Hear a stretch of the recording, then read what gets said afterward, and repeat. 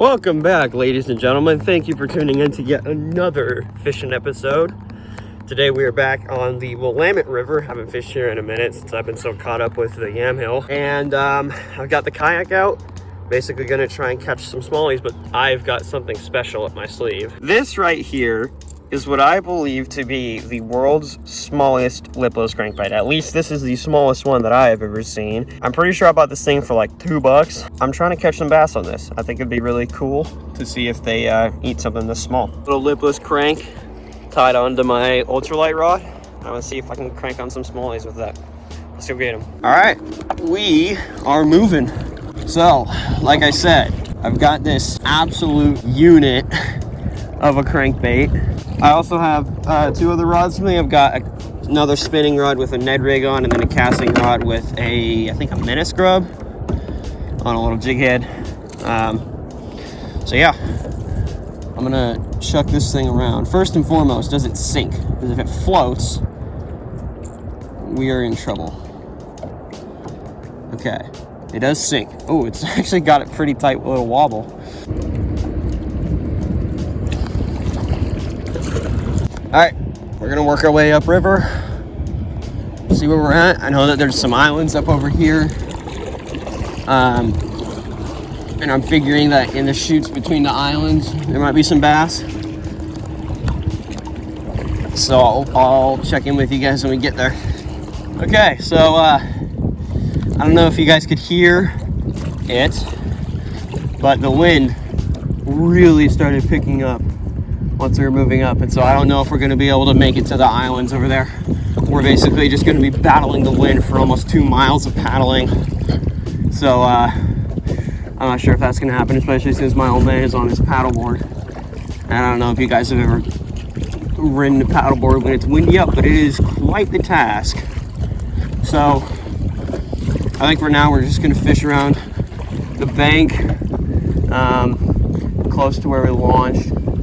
Or I mean, I guess closer, since we're probably about a mile away from where we launched. But yeah, this wind really has a tendency of making things difficult when you're on a watercraft.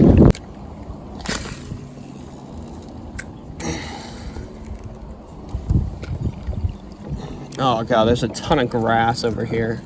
God darn it. I'm fishing with a Ned rig and a drop shot, or not a drop shot, a grub, which have exposed hooks. So I don't know how well this is gonna go for me. Come on, I just need one smallie to make a video.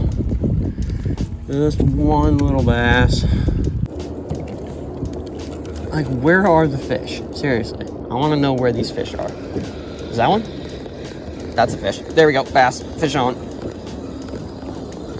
There's a fish. Okay. All right. There's the bass. Come here, buddy. Shoo! All right, finally. Decent little bass right there. That's my first fish of the day, caught on PB&J Ned rig. The wind's starting to pick up, so I really got to get out of here, put this fish back. Say goodbye.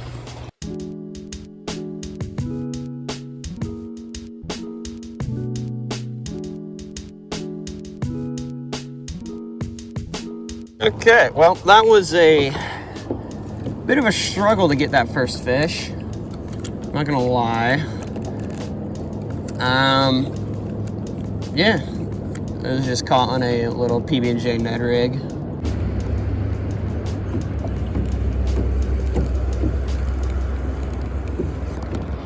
There we go. There's a fish. There we go. Okay, come here, Bubba. Yeah, that's what I thought. Just a little guy. Just a wee guy. Stop it. I'm trying to get you unhooked. Don't do that, fish. Don't do that. You're going to put a hook in my hand. Smallmouth number dos.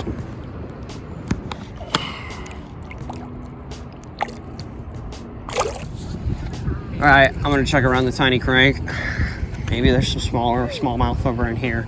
I just really want to catch a fish on this thing because, like, look at this thing. Like, is that not the stupidest thing you've ever seen? Oh, I just got a bite on this thing. Oh my god. I got a fish on the tiny crankbait. Oh my God, no way. No way, no, it came off. There's no way. Oh my God, come here. Yes, on the world's smallest lipless crankbait. Oh my God. Tiny smallmouth on the world's smallest crankbait. That is so good, man. All right, let's let this guy go. There he goes. Oh my God, no way. On the lipless crankbait. On the tiny lipless crankbait.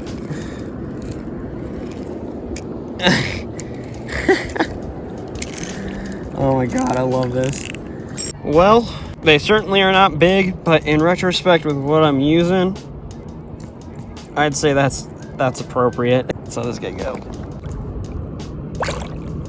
I was thinking to myself too, like I bought this crankbait and I thought, you know, there is absolutely no way in hell that this thing has any action, and it actually has like really, really good action. I'm not even gonna lie. I'm genuinely surprised by how well this thing performs. And the hooks on it are pretty freaking sharp too. Like, surprising. Pretty sure this crankbait cost me $1.25. So if you got $1.25 to spend, I'd buy this crankbait. Yeah, I think so. Because I mean, it clearly catches fish. You just got to get it in the right spot.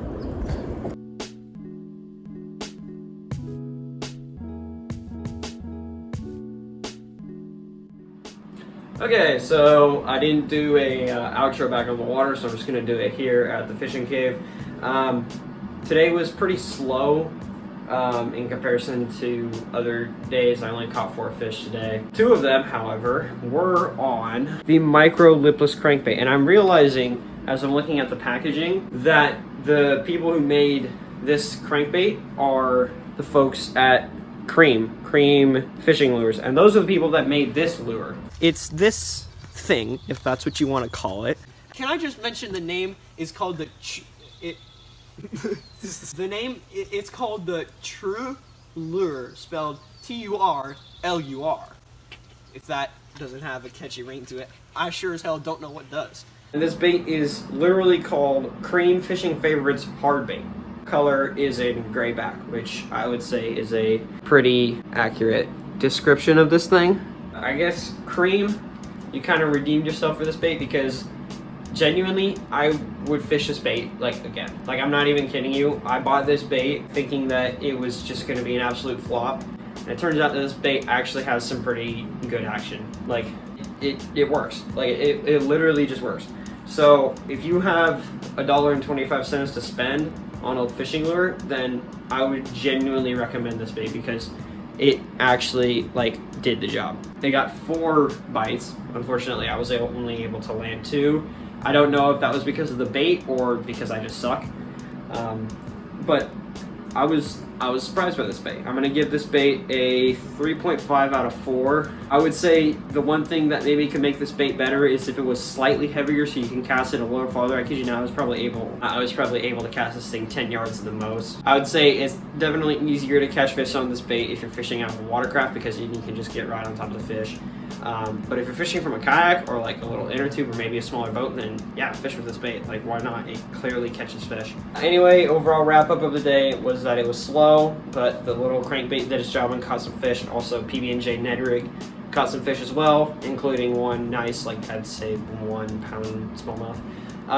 Also, some of you guys commented in my previous video that you didn't really like the camera angle when I was using my chesty, and I agree. And so from now on, when I'm fishing from shore, I'm gonna go back to using the tripod, and then when I'm fishing from my kayak, I'm gonna use a head mount. So yeah, from now on, when I'm in my kayak, I'm gonna be looking like this. It looks stupid, but I'd rather have some good footage than look stupid when I'm not fishing. So, as usual, guys, thank you so much for watching today's video. If you watched all the way to the end, thank you very much. If you enjoy my content, be sure to leave a like and subscribe for more fishing and outdoor content. And as usual, folks, I will see you guys on the next one. Peace out.